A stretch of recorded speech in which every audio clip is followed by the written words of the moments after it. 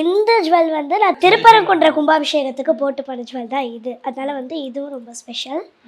அப்புறம் வந்து இது வந்து இந்த ரெண்டுமே வந்து எனக்கு ஒரு ஃபாலோவர், அவங்களுக்கு வந்து என்னோட பாட்டு ரொம்ப பிடிக்கும்.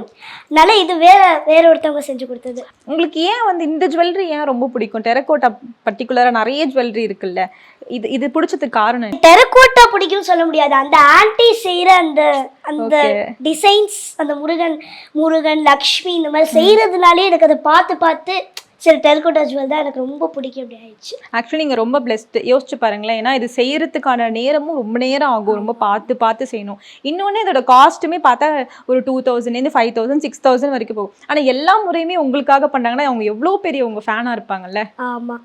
எஸ். ஸோ உங்களுக்கு எவ்வளோ ஹாப்பியாக இருக்குது இந்த மாதிரி அன்பெல்லாம் நீங்கள் சம்பாதிச்சிருக்கீங்கல்ல, அது பார்க்குறப்ப எவ்வளோ ஹாப்பியாக இருக்குது? வந்து ரொம்ப ஹாப்பியாக இருக்குது எனக்கு. வந்து இந்த நேரத்தில் நான் இந்த செஞ்ச ஆன்ட்டிக்கு வந்து சேலமில் இருக்க ஆன்ட்டிக்கு என்னுடைய நன்றிகள்.